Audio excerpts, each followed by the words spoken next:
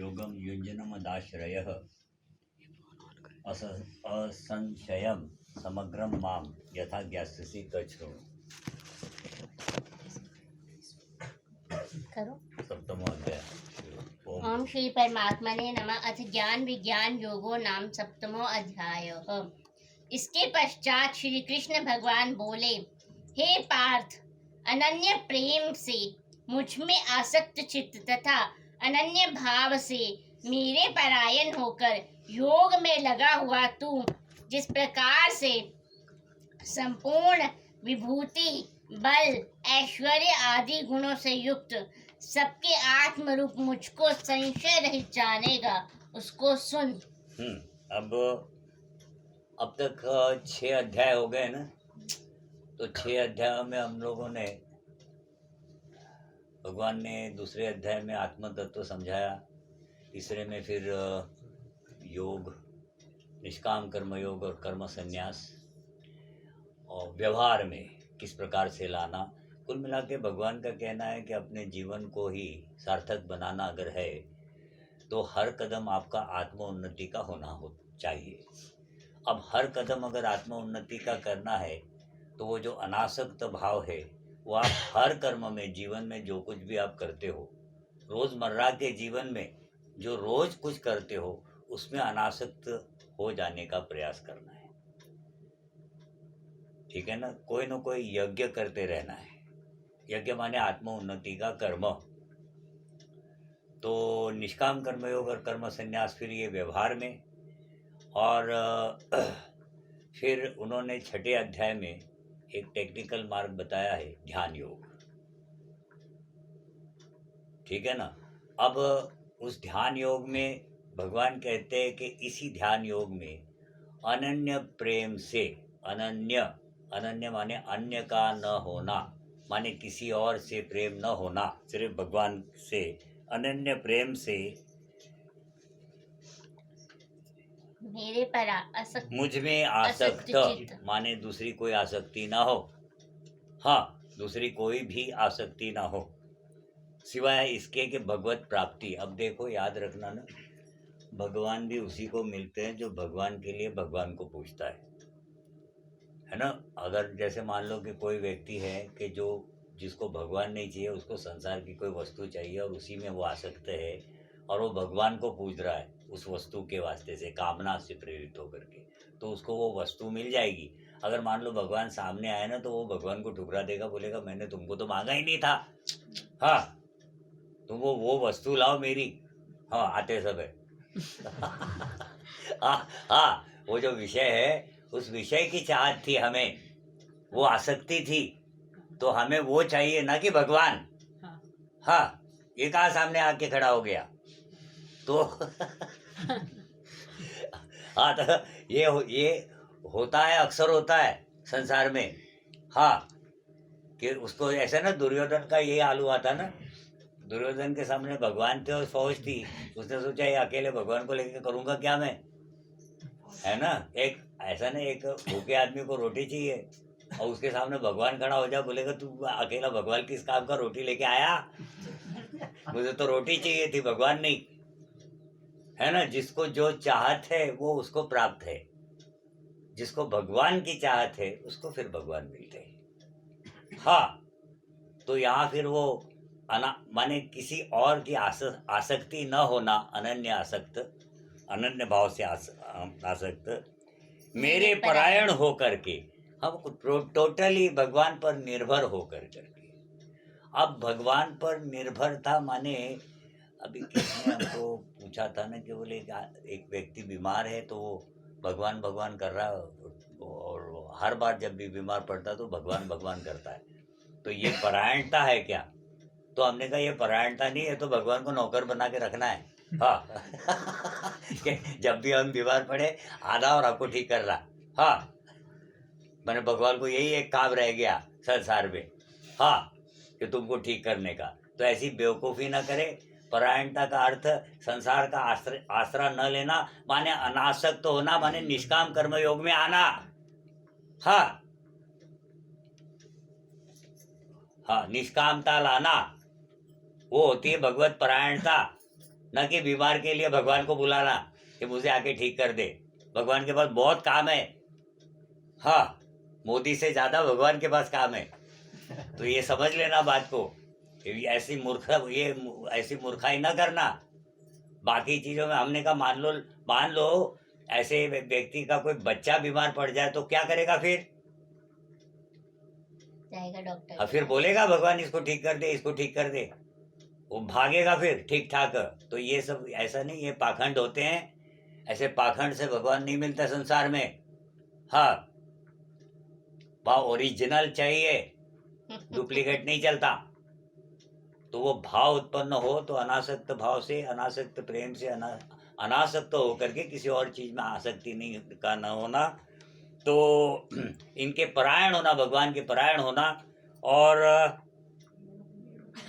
संपूर्ण विभूति, बल, ऐश्वर्य, गुणों से युक्त सबके आत्मरूप मुझको जानेगा। सबके आत्मरूप मुझको जानेगा माने तू ये जान जाएगा कि सबकी आत्माएं वास्तव में भगवान का ही अंश है। हाँ, उसको तू सुन।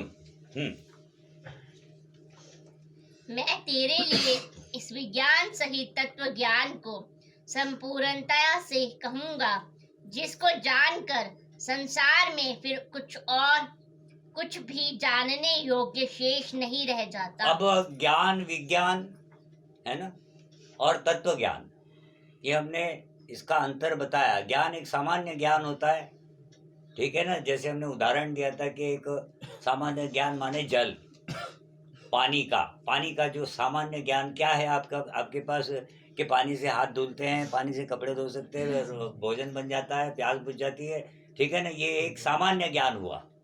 अब इसका विज्ञान माने पानी में दो एटम हाइड्रोजन का और एक एटम ऑक्सीजन का मिला दो तो पानी बन जाता है, ये विज्ञान हुआ।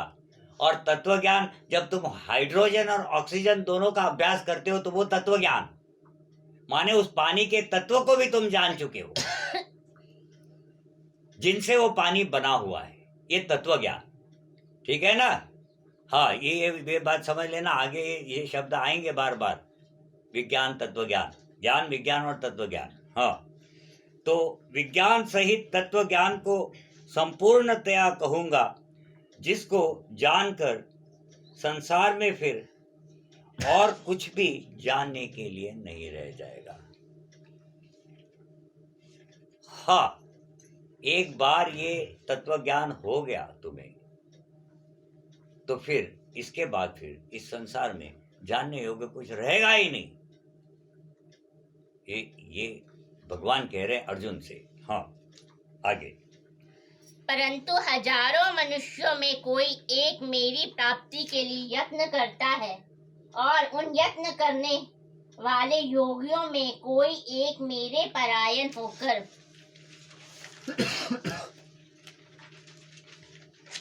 मुझको तत्व से अर्थात यथार्थ रूप से जानता है। हाँ, भगवान कहते कि ये जो तत्व ज्ञान मैं तुझे देने वाला हूं,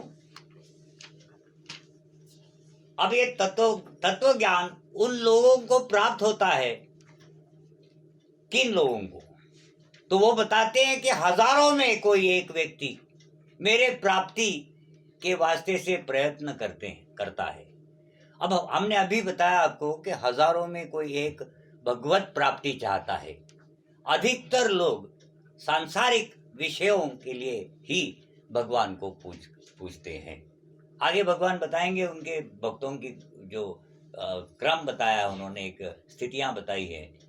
तो यहाँ भगवान कहते हैं कि हजारों में कोई एक वास्तव में मेरे लिए मुझे पूछता है, और उन हजारों पूजने वालों में से कोई एक मुझे इस तत्व ज्ञान को जान जाता है। वो तत्व ज्ञान मैं तुझे अभी देने वाला हूं। हाँ, याद रखना, यहाँ पर जो भगवान अर्जुन को ये तत्व ज्ञान बताने वाले हैं, कौन सा तत्व ज्ञान? के हजारों में से कोई एक, लाखों में से कोई एक व्यक्ति जो वो भगवान के परायण होकर के अनन्य भक्ति से और उनके परायण होकर के उनको पूछता है, वो तत्व ज्ञान जिसको प्राप्त होता है, वो तत्व ज्ञान अब मैं तुझे देने वाला हूं। अब देने वाला हूं का भाव ये है कि अर्जुन तो मात्र उसको सुनेगा, ना कि प्रत्यक्ष में अनुभव करेगा। अनुभव तो तब करेगा जब उनके कहे हुए मार्गों पर वो चलेगा और उस तत्व ज्ञान को प्रत्यक्ष में प्राप्त करेगा तब। अभी फिलहाल तो वो मात्र भगवान से सुनने वाला है। हाँ, और वो जो योगी है वो वास्तव में अनुभव करते हैं उस चीज को, याद रखना। हाँ, एक हमसे आपने सुनना है, ठीक है ना, तो इससे आप कोई ज्ञानी बन जाने वाले नहीं हो। आपको वो मार्ग मिलने वाला है कि जिससे ये ज्ञान प्राप्त किया जा सकता है। उस मार्गों पर जब आप चलोगे, आप साधना करोगे, तब जाकर के आपको ये ज्ञान होगा। अभी तो मात्र आप सुन रहे हो। हाँ,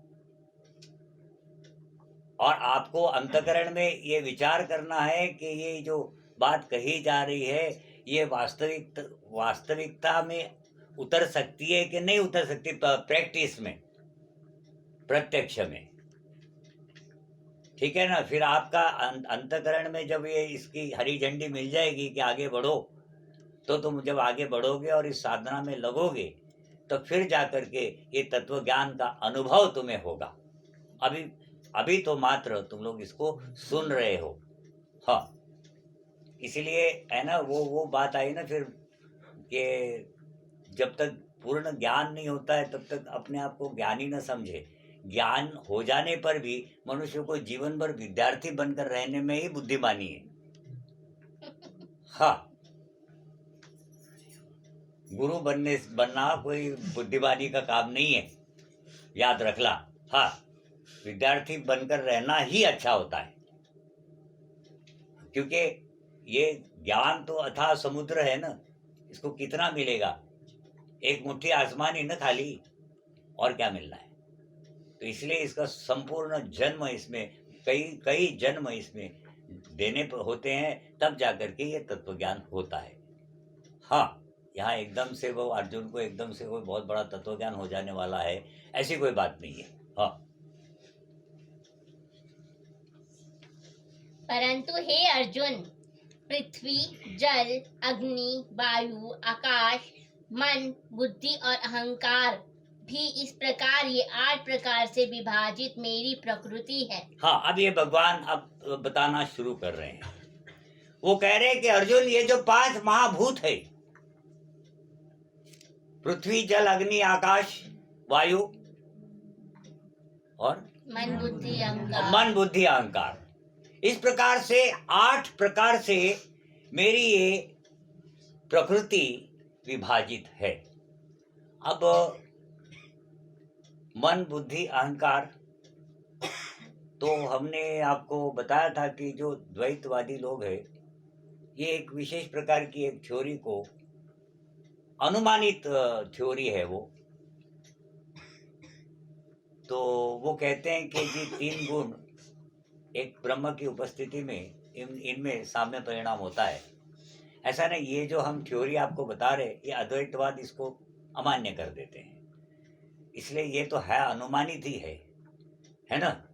तो 3 गुणों का साम्य परिणाम होता है। साम्य परिणाम माने सिंपल कंपाउंड बनता है, उसमें कॉम्प्लेक्स वाला नहीं। अब साम्य परिणामों से जो परिणाम आते हैं, माने जो रिजल्ट आते हैं, उसमें वो जो मिक्सचर बनता है किसी भी चीज का, वो उसमें उन वस्तुओं की पहचान छुपी हुई होती है। जैसे मान लो कि आपने एक हरी मिर्च ले ली, तो नमक डाल दिया उसमें, तो उसमें जीरा डाल दिया, तो उसमें अदरक डाल दिया और उसको पीस लिया, ठीक है ना। अब इसमें हो गए साम्य परिणाम ये। अब साम्य परिणामों से जो वस्तु उत्पन्न हुई, जो चटनी जिसको कहते हैं आप, इसको जब आप टेस्ट करोगे तो आपको पता चलेगा कि इसमें क्या क्या डाला हुआ है। और विषम परिणामों से जो वस्तु बनती है, उस वस्तु में आप बता नहीं सकते कि इसमें क्या मिला हुआ है। जैसे 2 एटम हाइड्रोजन के 1 एटम ऑक्सीजन में जब मिल जाते हैं विषम परिणामों से। तो जो पानी बनता है, पानी को किसी भी प्रकार से आप सामान्य रूप से आप ये नहीं बता सकते कि इसमें क्या मिला हुआ है, ये कैसे बना, इसके तत्वों को नहीं जाना जा सकता, ठीक है ना। और जो साम्य परिणामों से जो वस्तु उत्पन्न होती है, उसके तत्वों को जाना जा सकता है कि इसमें क्या मिला हुआ है, वो तत्व हमें मालूम होते हैं। और इसमें जो विषम परिणामों से उत्पन्न होगी वस्तु, उसको देखकर, टेस्ट करके या किसी भी प्रकार से इसको नहीं बताया जा सकता है कि इसमें कौन से तत्व मिले हुए हैं। ये विषम परिणामों से होता है।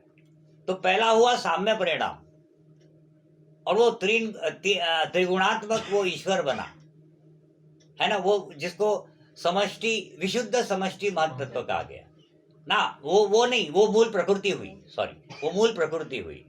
और इसमें जब विषम परिणाम हुए तो वो फिर विशुद्ध समष्टि महत्त्व उत्पन्न हो गया। अब ये विशुद्ध समष्टि महत्त्व, अब विशुद्ध माने बिल्कुल प्योर, समष्टि माने इंटीग्रेटेड, और महत्त्व माने बुद्धि, माने एक बहुत बड़ी बुद्धि उत्पन्न हो गई। और इस बुद्धि में दोबारा से फिर विषम परिणाम हुए, और फिर ये सारे के सारे प्राणियों की बुद्धियां उत्पन्न हो गई। इन बुद्धियों में फिर विषम परिणाम हुए, और फिर उत्पन्न हो गया अहंकार, मैंपन। हाँ, और उस अहंकार में जब विषम परिणाम हुए तो फिर वो मन उत्पन्न हो गया।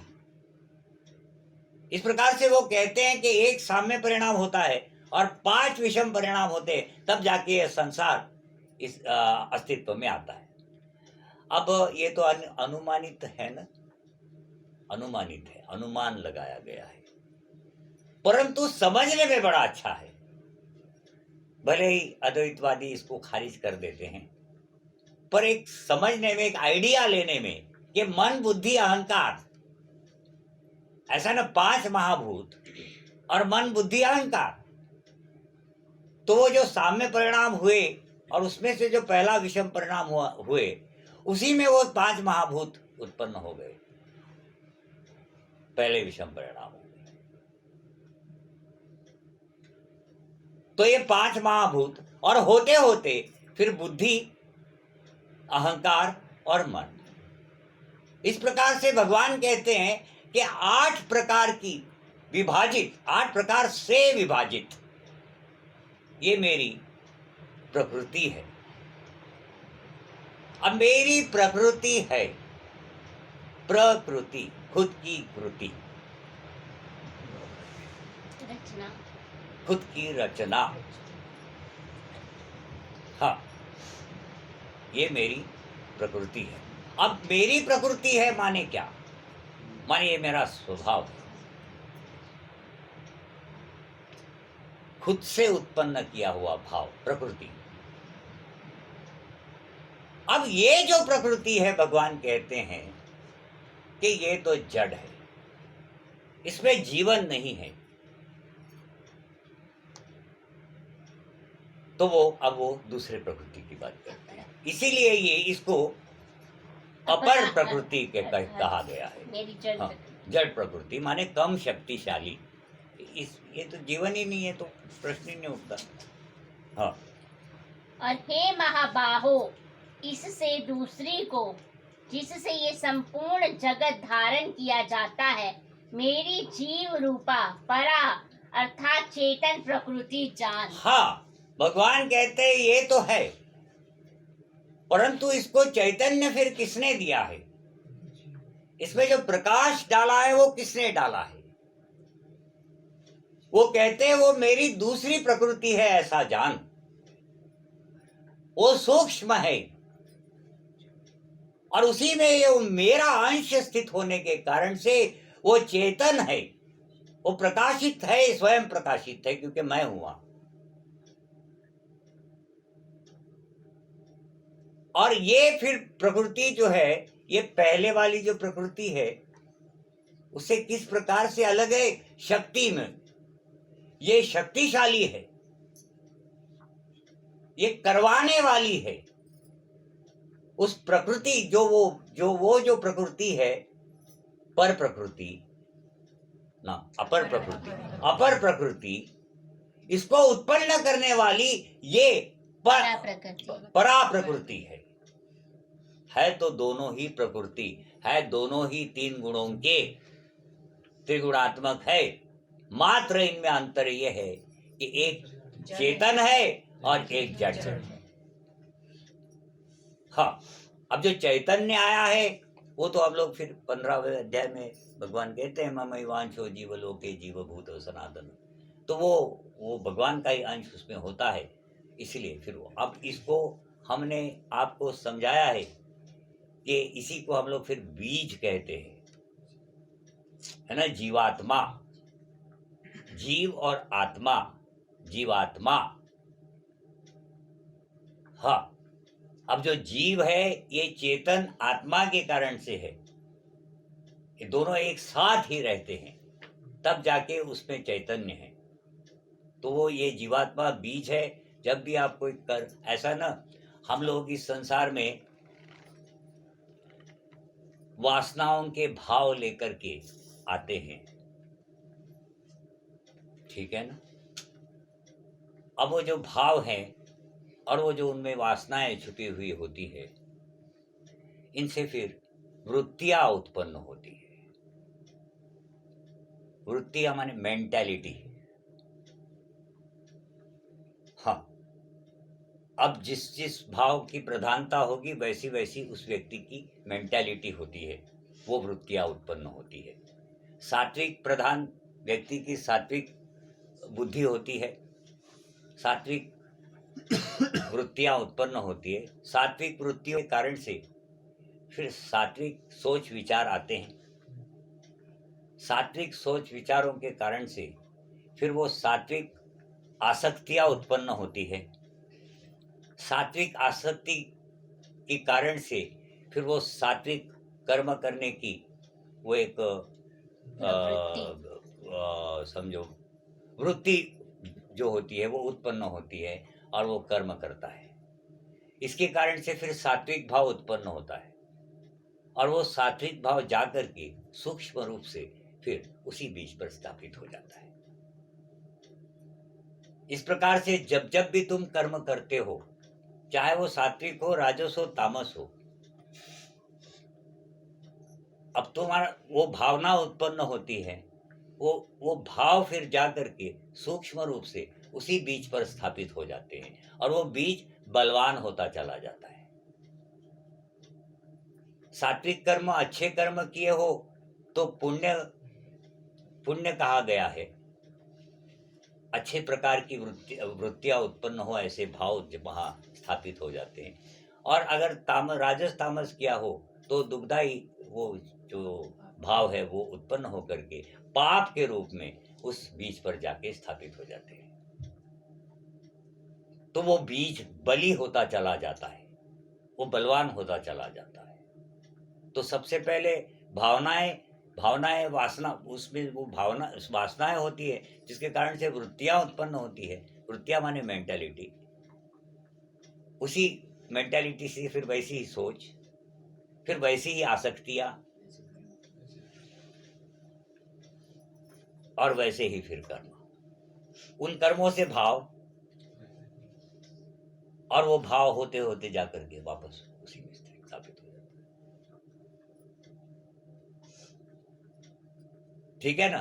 तो ये जो फिर वो जो बीज है वो बली होता चला जाता है। भगवान उसको कहते हैं कि ये भी मेरी प्रकृति है, सूक्ष्म रूप से है और ये जीव रूपा है, जीवन दायिनी है। ये प्रकाश खुद ही प्रकाशित है, चेतन है। इसी वास्ते से ये सामने जो उसकी जो जड़ प्रकृति है उसको भी जीवन दे रही है। हाँ,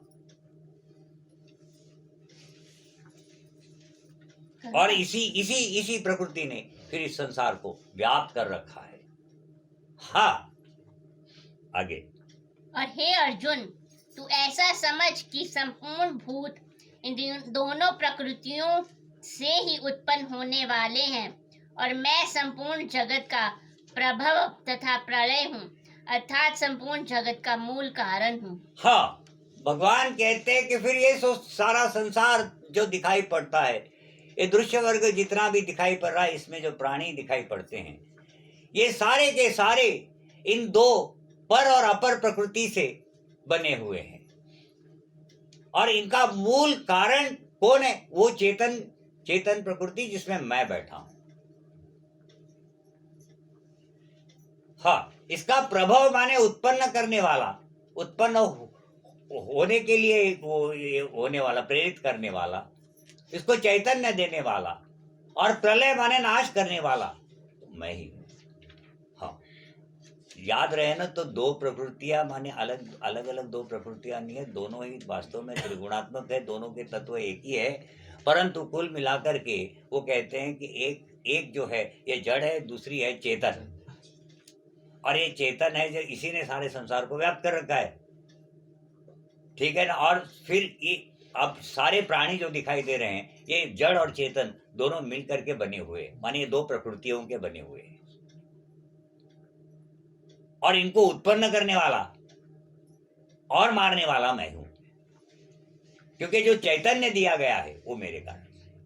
हाँ, इसलिए हे धनंजय, मुझसे भिन्न दूसरा कोई भी परम कारण नहीं है। ये संपूर्ण जगत सूत्र के मणियों के सदृश मुझ में गुंथा हुआ है। अब उन्होंने शुरुआत में कहा था कि मैं तुम्हें विज्ञान और तत्व ज्ञान दे रहा हूं, है ना। अब वो क्या बता रहे कि इस सारे का जो मुख्य कारण है वो मैं हूं, माने वो तत्व बता रहे, ऐसा है ना।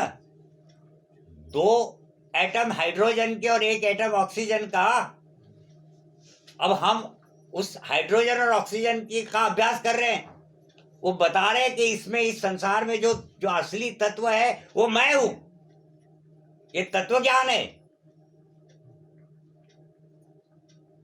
इसको उत्पन्न करने वाला और मारने वाला भी मैं ही हूं, माने कुल मेरा। और ये जो सारे प्राणी दिखाई दे रहे हैं, ये सारे ये ये जो परा प्रकृति और अपरा प्रकृति के मेल से बने हैं,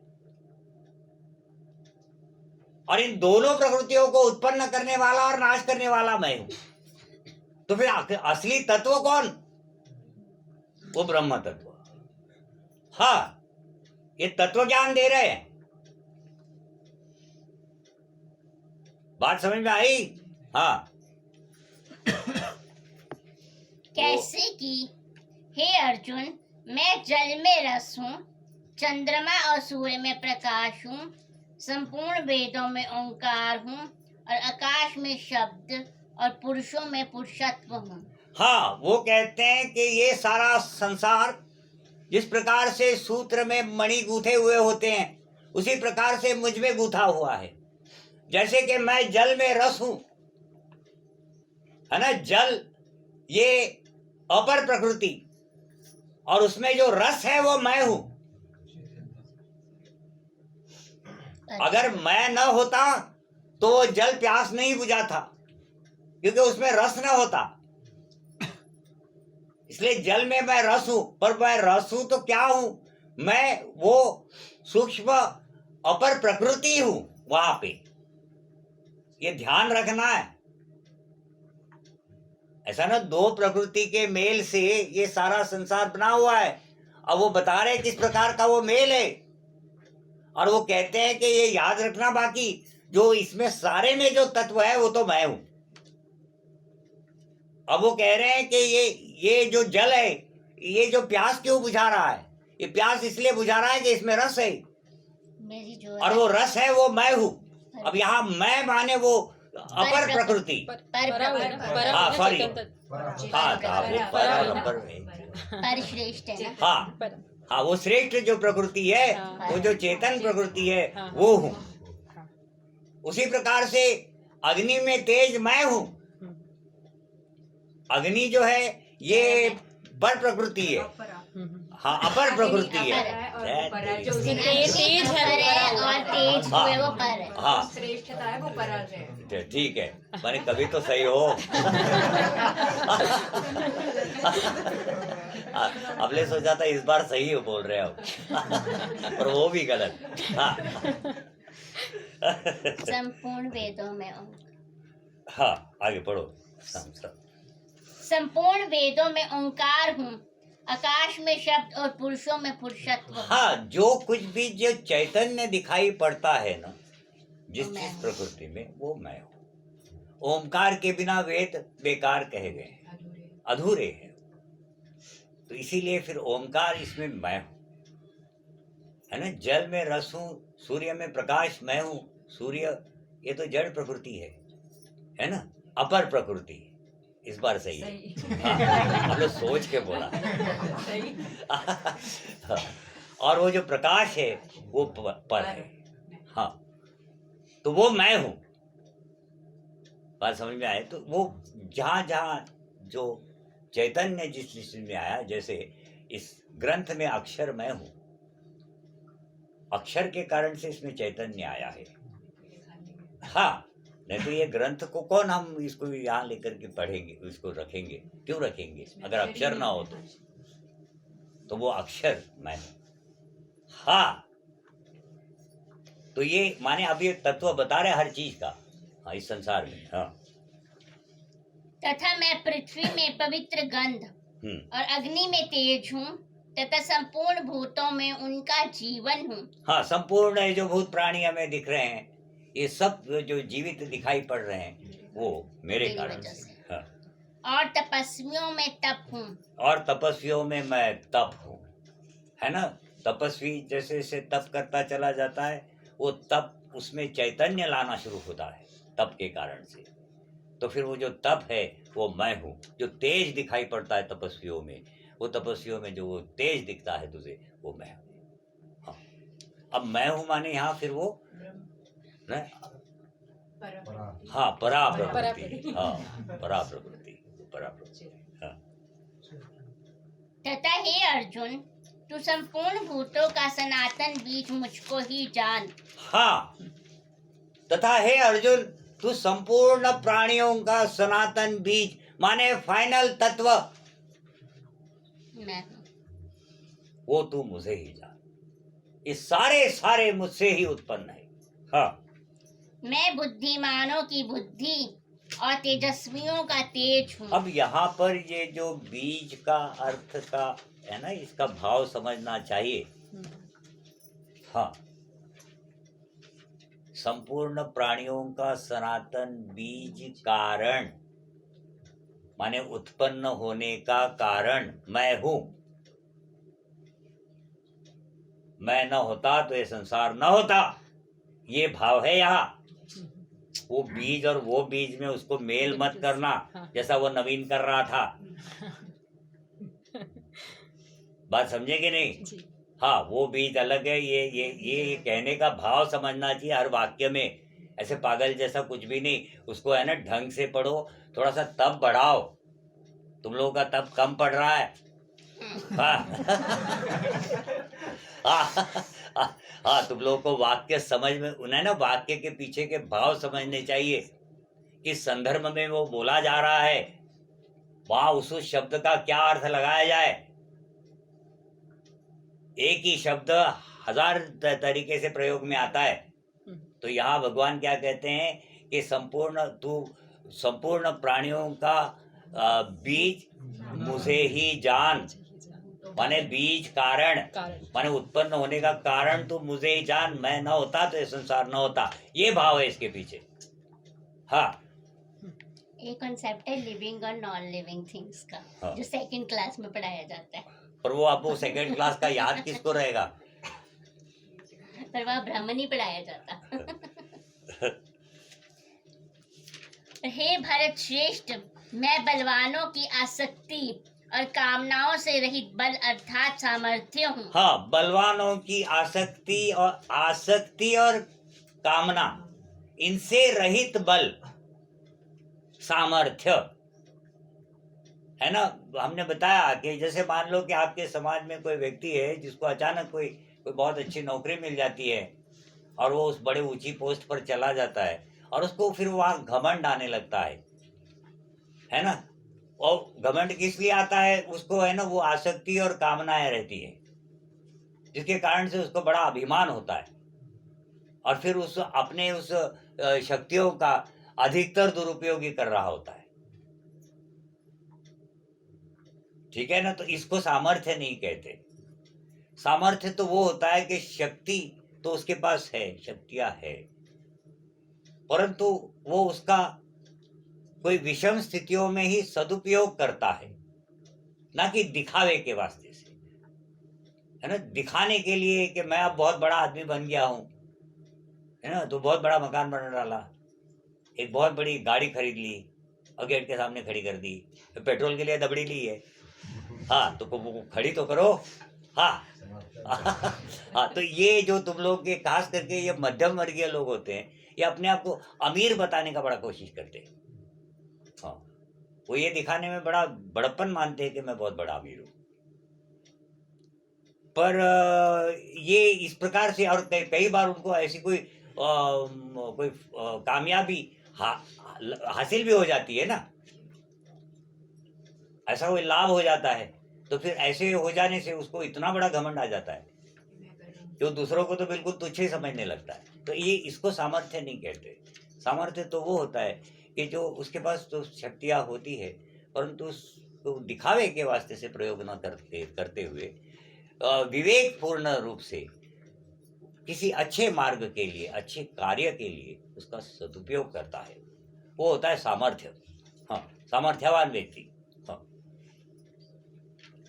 और सब भूतों में धर्म के अनुकूल अर्थात शास्त्र के अनुकूल काम हो। हाँ, अब सब भूतों में धर्म के अनुसार अनुकूल मैं काम हूं। अब इसमें अभी जैसे रोजी ने कहा था ना कि वो इसका क्या ये होता है, तो इसमें ऐसा है कि जो ऐसा ना, वो वही बात आई कि भगवान कहते कामदेव भी मैं ही हूँ, कामदेव कामपाल कामी कांतो कृतागम अनिर्देश वपुर विष्णु वीरो अनंतो धनंजय। तो ठीक है, वो शास्त्र, इसका एक कोई शास्त्र है स्त्री और पुरुष इनके मेल का मानवों में, और वो शास्त्र के अनुकूल जो काम है उसी को वो जायज कहते हैं, उसी का वो ही कहते हैं कि वो मैं हूं।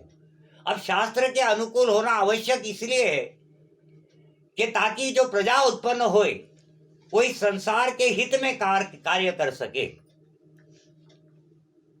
जो शास्त्र के विरुद्ध जाकर के फिर वो काम वासनाओं के कारण से किया जाता है, उससे जो प्रजा उत्पन्न होती है वो इस संसार के लिए अहितकारी ही सिद्ध होती है अधिकतर। इसीलिए भगवान कहते हैं कि जो काम शास्त्रीय प्रकार से है वो तो मैं हूं, परंतु जो अशास्त्रीय है वो मैं नहीं हूं।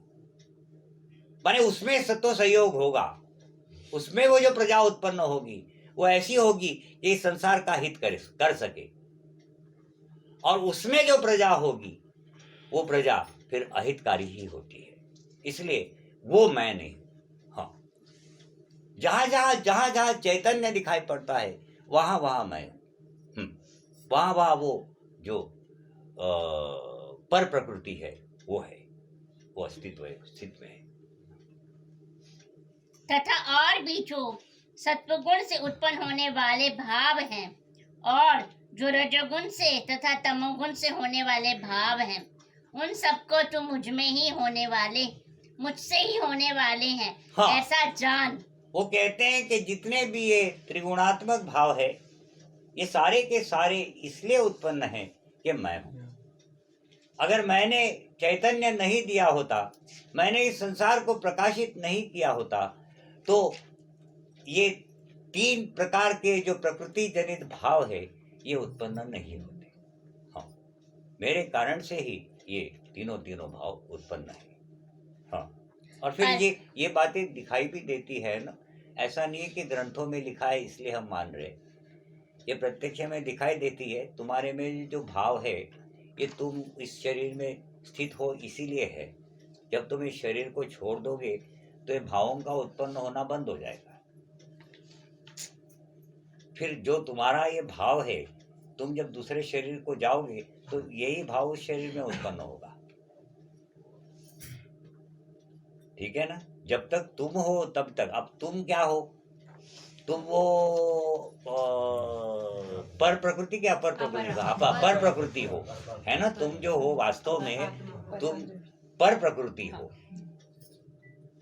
वो पर प्रकृति है तब जाकर के इस अपर प्रकृति से भाव उत्पन्न हो रहे। अगर वो पर प्रकृति नहीं होती तो अपर प्रकृति डेड थी, इसमें से कोई भाव नहीं उत्पन्न होते। तो वो भगवान कहते हैं कि जितने भी ये 3 गुणों से उत्पन्न भाव है ये तू मुझसे ही उत्पन्न है ऐसा जान, पर वास्तव में न तो मैं इनमें हूँ न ये मुझ में है। हाँ, हाँ, हाँ। पढ़ो आप, वही पढ़ो। परंतु वास्तव में उनमें मैं और वह मुझ में नहीं। हाँ, उनमें मैं उनमें नहीं हूँ और ना तो वो मुझ में है, पर उत्पन्न ये मुझसे है। मैं हूं तब ये उत्पन्न हो रहे हैं, है ना? ये मुझ में नहीं है। प्रकृति का कोई भी भाव, कोई भी तत्व, न कोई गुण मुझ में नहीं है। हो तो मुझसे उत्पन्न हो रहे हैं, परंतु वास्तव में ना तो ये मुझ में है और न मैं इनमें। हाँ, समझ में आया? हाँ जी। भगवान निर्गुण और निराकार देख लेना, बाद में फिर वो ग्रुप में चर्चा चलेगी बहुत लंबी लंबी। अच्छा, होता क्या है, फैक्ट ऑफ द मैटर बाजू में रह जाता है और ये बहुत लंबी लंबी बातें चालू हो जाती है। हम देखते रहते हैं, फिर हम छोटी सी 2 लाइन में लिख देते हैं कि भैया ये ऐसा नहीं ऐसा है। हाँ। अच्छा, किंतु गुणों के कार्य रूप सात्विक, राजस और तामस, इन तीनों प्रकार के भावों से ये सारा संसार प्राणी समुदाय मोहित हो रहा है। इसलिए इन तीनों गुणों से परे मुझ अविनाशी को नहीं जानता। हाँ, देखो इस संसार में है ना, आजकल तो चलो वो बड़ा कम्युनिकेशन वगैरह बड़ा ये हो गया, आसान हो गया है, लेकिन भगवान संसार में ना भगवान को मानने वाले लोग बड़े कम हैं और जानने वाले लोग कम हैं। अब भगवान को नहीं जानना माने वो तत्व से यही पता नहीं तो इस संसार का तत्व क्या है। हम लोग ये तत्व ज्ञान ले रहे हैं ना, अब भगवान वो तत्व के बारे में बता रहे। भगवान कहते हैं कि वास्तव में ये सारा संसार मुझसे उत्पन्न है, क्योंकि ऐसा है कि जो 3 गुण हैं और 3 गुणों के जितने भी भाव है वो मुझसे उत्पन्न है, तो सारा संसार ही मुझसे उत्पन्न है।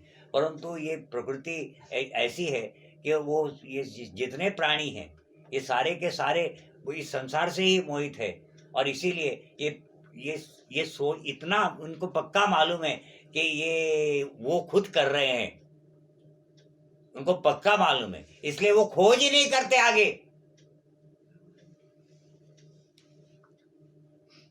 उनको पूरा विश्वास है कि ये मैं कर रहा हूं, ये भाव मुझसे उत्पन्न हो रहा है, इसलिए वो खोज में पड़ते ही नहीं है झंझट में।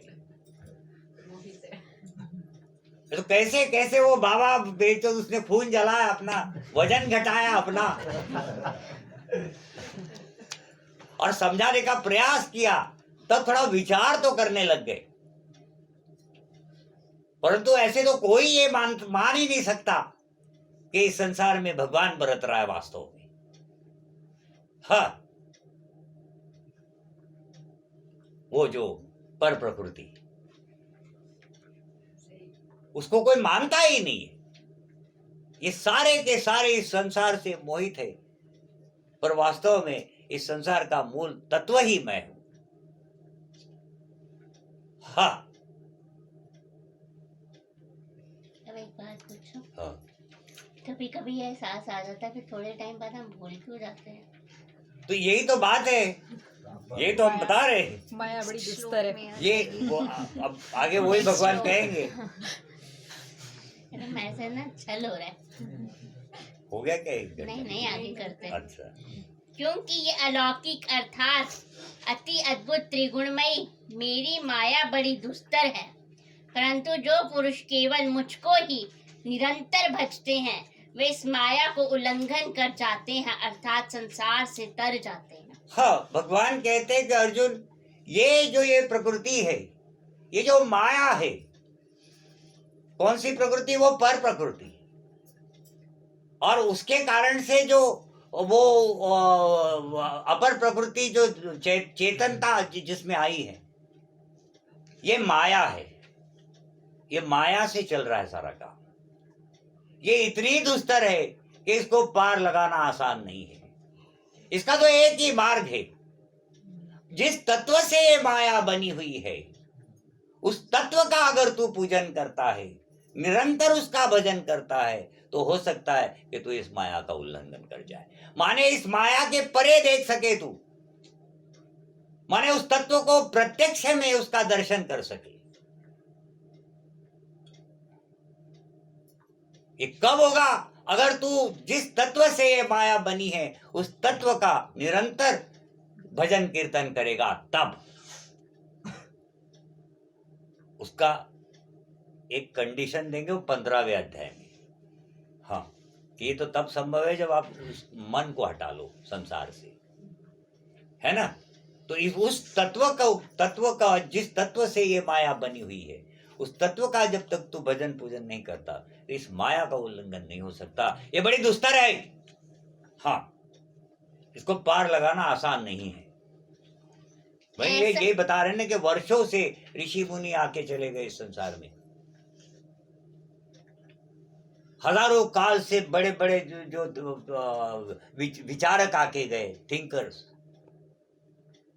और सबने यही बातें समझाई थी जो आज हम समझा रहे और भगवान की बातें यहां बता रहे, परंतु नहीं समझ में आता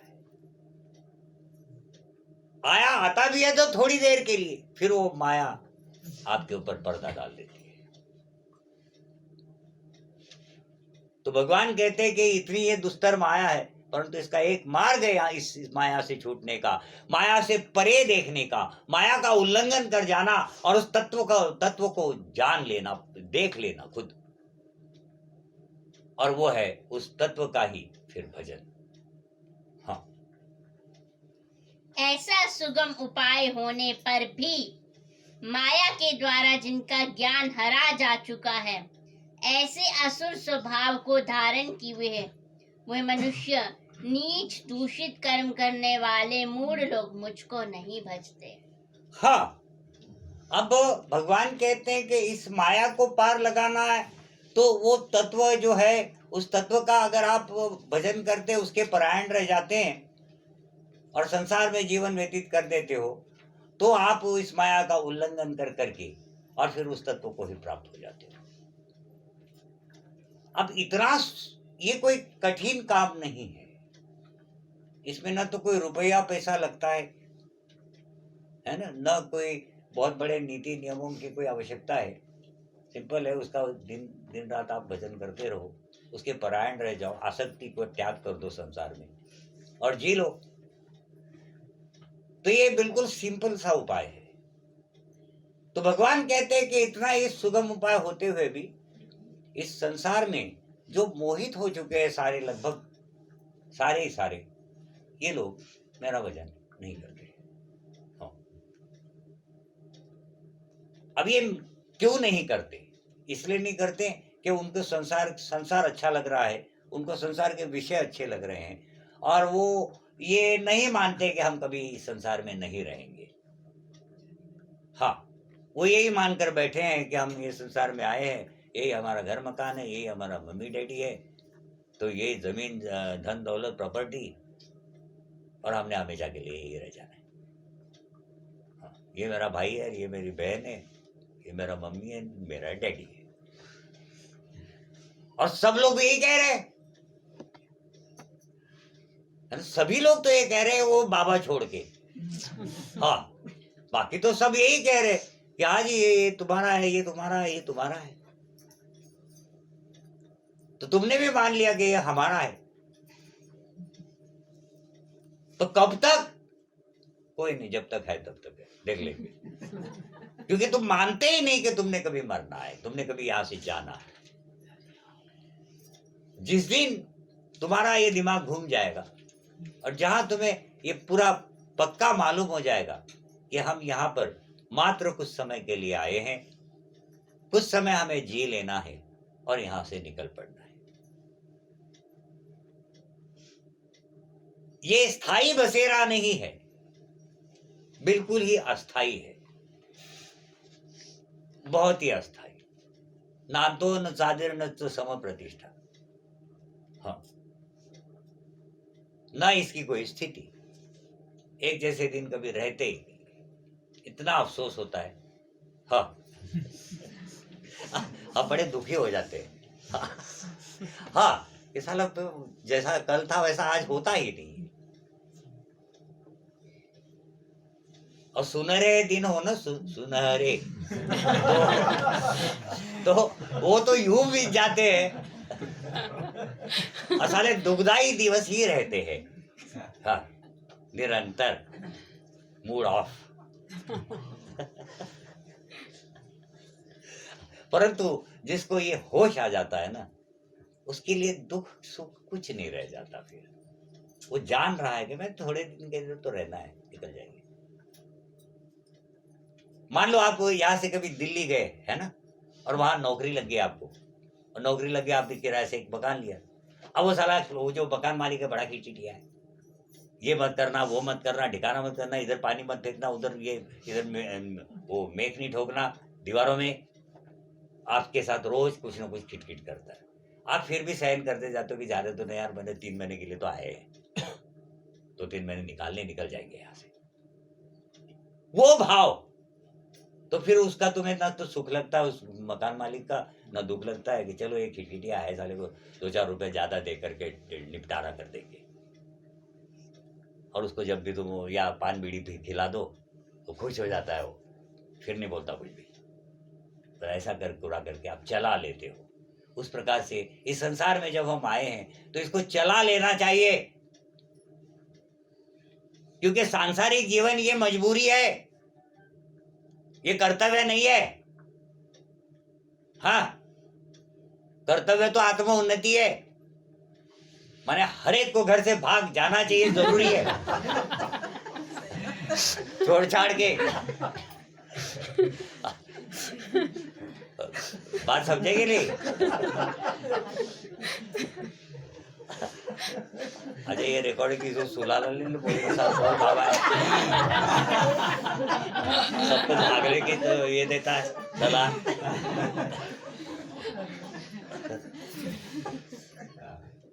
हाँ, ये जो क्या है ना, ये क्या है ना, ये जो जीवन है ना, ये तो मजबूरियां है, तो करना ही पड़ेगा जब तक शरीर है, शरीर मिला है। अब शरीर मिला था आत्मोन्नति के लिए, है ना, उसका मुख्य प्रयोजन ही आत्मोन्नति है, आत्मोद्धार शरीर का।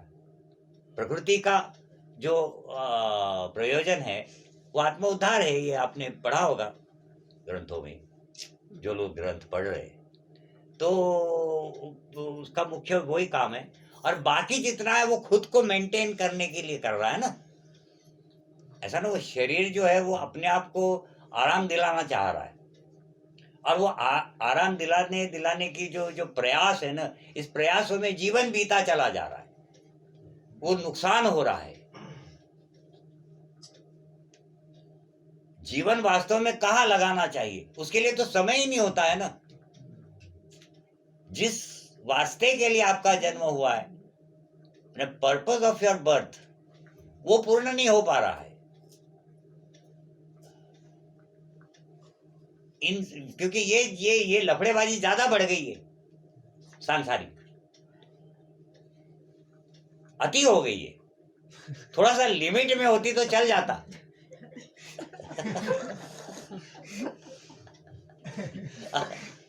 अरे हाँ, क्या आपको फुर्सत ही नहीं, साला जिसके लिए आए वो काम करने के लिए फुर्सत नहीं। क्या हालत है आपकी, सोचने वाली बात है। तुम एक कल्पना ही करके देख लो कि यहाँ जिस काम के लिए आए वो काम ही नहीं हो रहा है, दूसरे में उलझ गए कुछ न कुछ करते हुए।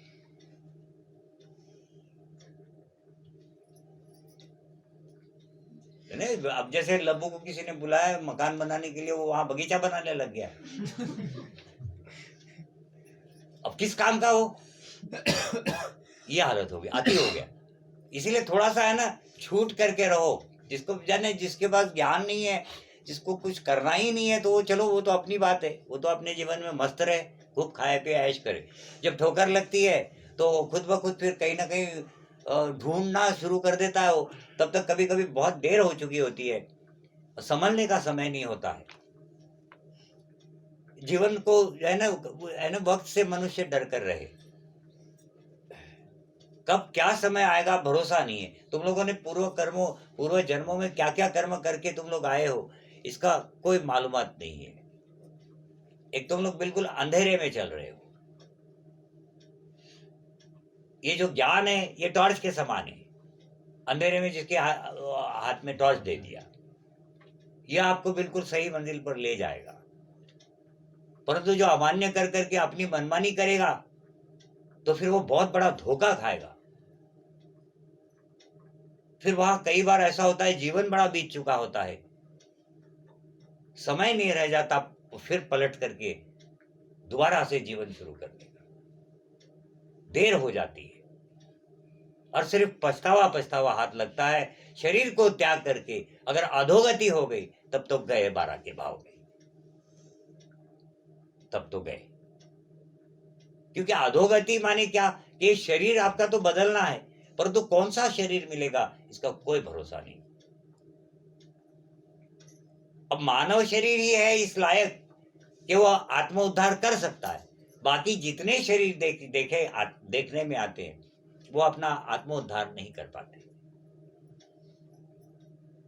वो तो मात्र पाप और पुण्य को काट रहे होते हैं, वो कर्म ही नहीं कर पाते।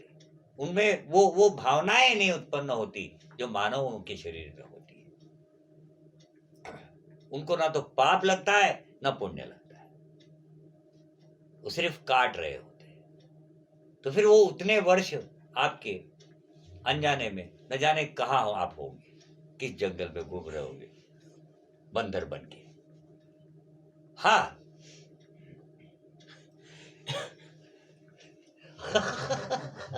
हाँ, अब कौन से जंगल में ढूंढे कि गया कहा अभिलाष।